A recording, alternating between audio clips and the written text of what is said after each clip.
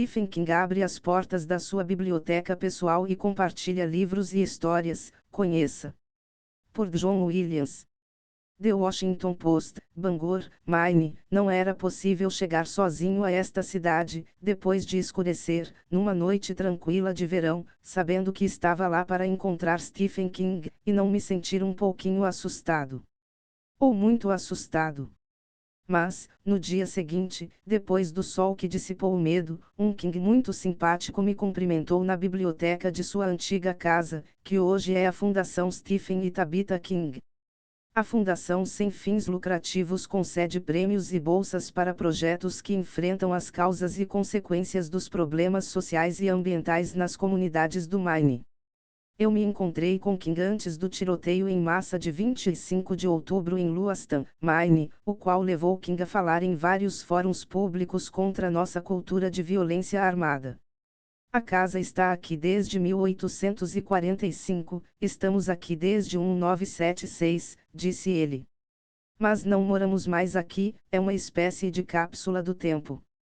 O mais importante a saber sobre toda esta sala é que costumava ser o lugar que as crianças e os amigos frequentavam quando eram adolescentes. Jogavam videogame aqui. A sala comprida está forrada de livros muito bem arrumados, ficção ao longo de uma parede, em ordem alfabética de autor, e livros de não ficção na outra, agrupados por assunto. Várias pessoas estavam por perto enquanto King, 76 anos, circulava pela biblioteca comigo, amigos, integrantes de sua equipe editorial, administradores da fundação. Seus relacionamentos com todos ali eram antigos, e as pessoas pareciam muito menos uma comitiva do que uma família calorosa. Várias prateleiras estão ocupadas com séries temáticas de livros, muitos deles presentes que King ganhou de sua esposa há mais de 50 anos, Tabitha, cuja coleção também mora aqui. Enquanto conversávamos, mais de uma vez King fez uma pausa para dizer: queria que Tabby estivesse aqui. Um desses presentes foi uma coleção publicada pela Arkham House, uma editora de ficção estranha fundada em 1939 e com sede em Wisconsin, cujos livros significaram muito para King quando era um jovem leitor. Cresci com essas pessoas, disse ele. Todos foram publicados em edições baratas naquela época. Muitos deles escreviam a 1 centavo por palavra, então eles inflavam os livros. Há uma grande variedade. Os originais tinham uma tiragem de 1000 cópias ou algo assim, não era muito. Então aqui só temos reimpressões. A Thousand Years a Minute, de Cal H. Claude, disse King, entoando o título do livro com uma proposital admiração infantil. 1933 fala sobre voltar ao passado e lutar contra dinossauros e esse tipo de coisa. Foi o Jurassic Park da época. Pleasant Dreams, coleção de contos do escritor de terror e fantasia Robert Bloch, de 1917 a 1994, lembrou King de uma longa conversa que certa vez ele teve com o escritor numa convenção. Deve ter sido foi por volta de 1982, então eu tinha feito Carrie e a Hora do Vampiro e alguns outros, mas não muitos, disse ele. Bloch disse a ele: você tem um grande futuro pela frente, não deixe que os editores devorem você. Richard Matheson, autor de Eu Sou a Lenda e muitos outros, deu a King um conselho ainda mais específico quando King lhe enviou uma cópia de A Hora do Vampiro. Ele escreve-a em pedaços pequenininhos de papel e me mandou uma carta em um deles, disse King. Ele agradeceu pelo livro e, no final, disse: vou lhe contar a coisa mais importante que sei sobre escrita. E eu pensei: oh, meu Deus, vai ser um negócio inesquecível. Então virei o papel e estava escrito: arrume uma estante para partitura. Porque aí você não precisa ficar virando a cabeça, porque isso era na época em que você datilografava as coisas. Ele seguiu o conselho. Não, nunca arranjei uma estante para partitura. E também nunca tive problemas no pescoço. Ocupando vários metros de uma prateleira, também presente de Tabitha, estavam livros de Edgar Rice Burroughs. Pirates of Venus e aqueles sobre pelo Sidaret de Artscore e coisas assim. Eu adorava, disse King. Nunca gostei muito dos livros do Tarzan e aquelas coisas todas da selva. Nunca acreditei nesse negócio de balançar no cipó e falar com os macacos e tudo mais. King puxou da prateleira um conjunto de Tales from the Crypt, recitou solenemente seu título e soltou uma gargalhada maléfica de desenho animado. Mexeram muito comigo quando era criança, disse ele. Eu tinha 10, 11 anos. Minha tia ficou preocupada. Minha mãe, não? Custavam 5 centavos cada. Não tinham capa. Naquela época, as pessoas arrancavam as capas e as devolviam para ganhar um crédito. Ele observou que, assim como muitos outros livros de sua biblioteca, as cópias de Crypt eram reimpressões. Não sou colecionador, disse. Tenho alguns livros autografados, mas eles não estão guardados num lugar especial. Não são bens valiosos nem nada disso. Tenho um Luke Homeward, Angel assinado por Thomas Wolfe e um They Shoot Horses, Don't They? De Horace McCoy. Adoro essas coisas, é bom ter um livro autografado, mas... Pouco depois, encontramos uma primeira edição autografada do segundo romance de Cormac McCarthy, Altar Dark, publicado em 1968. Adoro Cormac McCarthy, disse ele. Quando perguntei se o conhecia, King disse, não? Quer dizer, ninguém conhecia Cormac McCarthy, mas eu li tudo.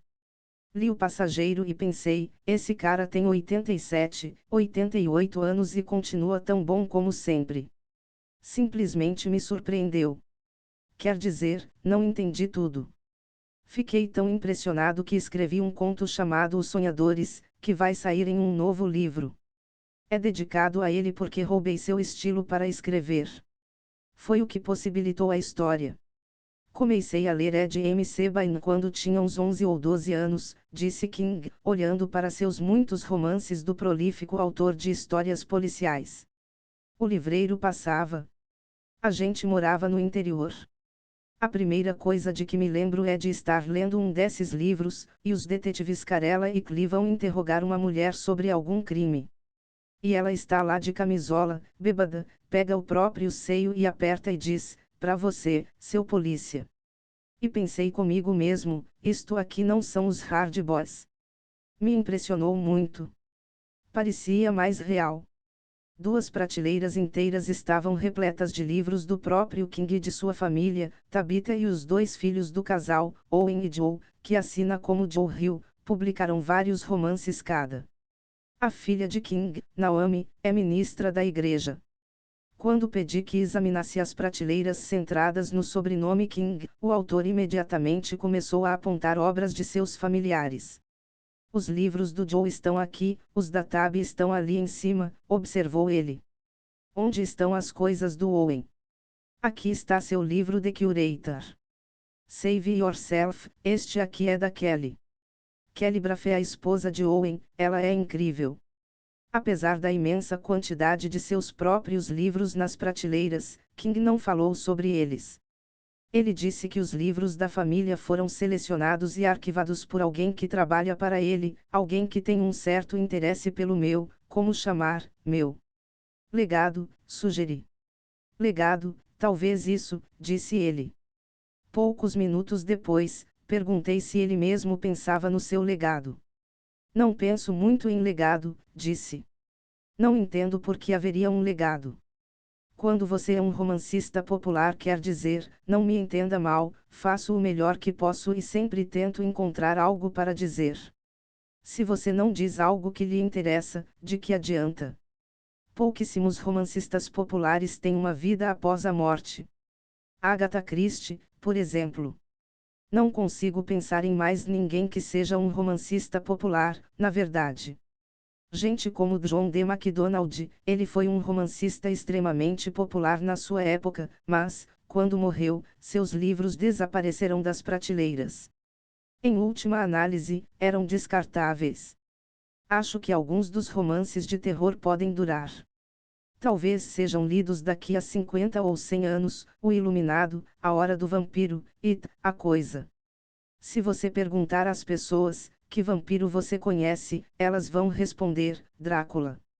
E quem inventou o Drácula? Não tenho a menor ideia. Então, daqui a 50 ou 100 anos, as pessoas vão dizer, Pennywise, o palhaço. Sim, claro. E quem é Stephen King? Ninguém vai saber. Apontando para as prateleiras de ficção, King disse: isso é tudo o que Tabby e eu lemos. São livros lidos e amados, todos eles. Não conseguimos jogar um único livro fora. Embora tenha se definido como um leitor não muito rápido, ele parou para recomendar alguns livros bastante exigentes em termos de tempo de leitura, entre eles o épico The Forsyte Saga, de John Goldsworthy. Ouvi e li no iPad porque as letras agora ficaram muito pequenas para mim, e os 12 volumes de A Dance to the Music of Time, de Anthony Powell. Observei o fato de que todos os livros nas estantes de ficção ou quase todos eram de capa dura. King disse que era para compensar o fato de que não tinha esses livros na infância e na juventude. Quando eu era criança e pobre, disse King, parecia absurda a ideia de comprar uma capa dura pelo preço astronômico de $6, quando dava para conseguir um livro de bolso por 35 centavos. A primeira capa dura que ele comprou, quando estava na faculdade, foi Death of a President, de William Manchester, sobre o assassinato de Kennedy, que ele deu à mãe no aniversário dela. Perto do final da visita, King retirou com entusiasmo um último item das prateleiras. Este aqui é um livro interessante, Dan Simmons, Carry-on Comfort. É longo, muito longo. É um dos poucos livros que todo mundo na família leu.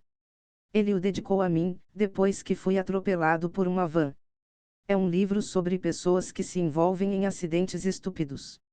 Com essa observação, King se virou para a sala e perguntou em voz alta: já começou a diversão? Então todos os presentes se reuniram em torno de um exemplar de Knowing Darkness, Artists Inspired by Stephen King. Seria difícil exagerar as dimensões desse livro enorme e de edição limitada, que ficava sobre uma mesa em um dos cantos da biblioteca e mais parecia uma peça de mobília. Não vou nem tentar levantá-lo, disse King. Suas páginas traziam pelo menos um toque lúdico, uma ilustração do rosto de King numa versão clássica e meio cafona para a capa do romance Misery's Return, obra imaginada que tem um papel importante em Misery, Louca Obsessão, do próprio King. Mas Knowing Darkness estava repleto de imagens mais sombrias que já adornaram seu trabalho. Depois de folhear o livro por um tempo, King disse com falsa inocência: acho que tenho uma cabeça meio problemática. Todo mundo deu risada. Tradução de Renato Prelorenzo.